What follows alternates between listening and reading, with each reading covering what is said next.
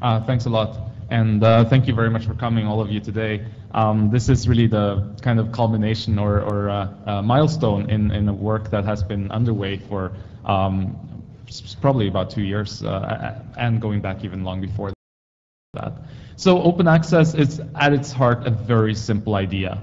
It's that we are all scholars, whether we are students or faculty or staff. We are scholars that are doing research, that are standing on the shoulders of giants, as it were, and that are sharing. We are part of a global academy, and those are our colleagues, those are the people we research on, those are the people that use our research. We are part of that, and that is the tradition of academia going back centuries.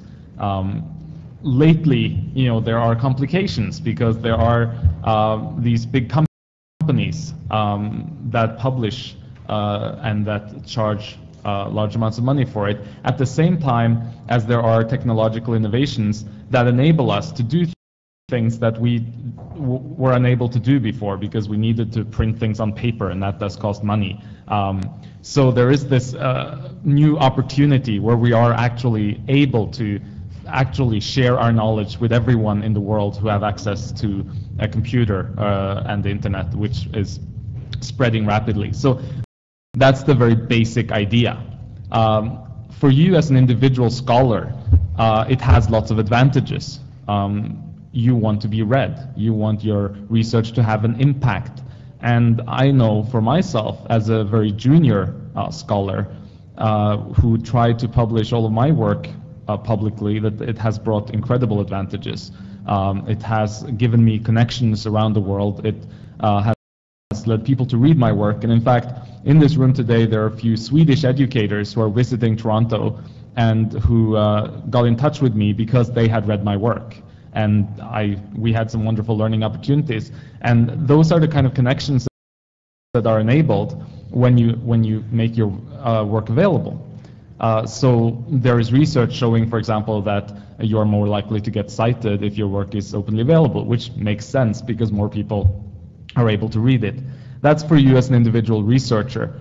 But if you talk about OISE as a progressive institution, as an educational institution who believes that its work has a real impact, has the potential to make huge changes to the lives of everyone, then I believe it's actually a moral imperative for us to make our research available to the world.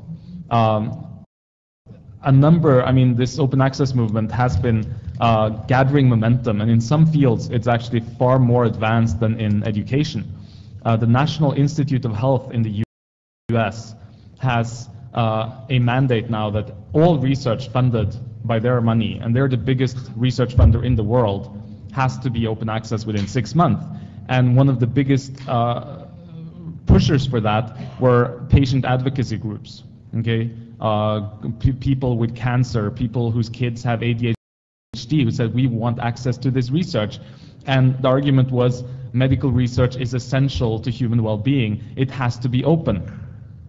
Well, are we saying that educational research is not essential to human well-being? If we are, then OISE isn't doing much good. And if we are saying, no, it's actually essential, we want teachers to be able to read what we write. We want school boards. We want principals. We want politicians. We want parents and advocacy groups around the world and in Ontario. We want the B-eds that we are educating here to be reflexive practitioners, to go out into the world and continue to engage with that research. We have to enable that. And I think as an institution, I travel a lot, and I've been going through universities in China and India where OISE's name is well known, and where many of the professors here are held in much esteem. And I think that this is a further step that OISE could take to really show leadership in Canada, and to really show what kind of an institution we are, that we are serious about not only social justice, but also this knowledge mobilization that we talk about so much. I mean, knowledge mobilization doesn't stop with making the paper available. We all know that. But it's a crucial first step. it enables a lot of other things that kind of grow out of it. So I thank you very much for coming, and I look forward to an interesting discussion today.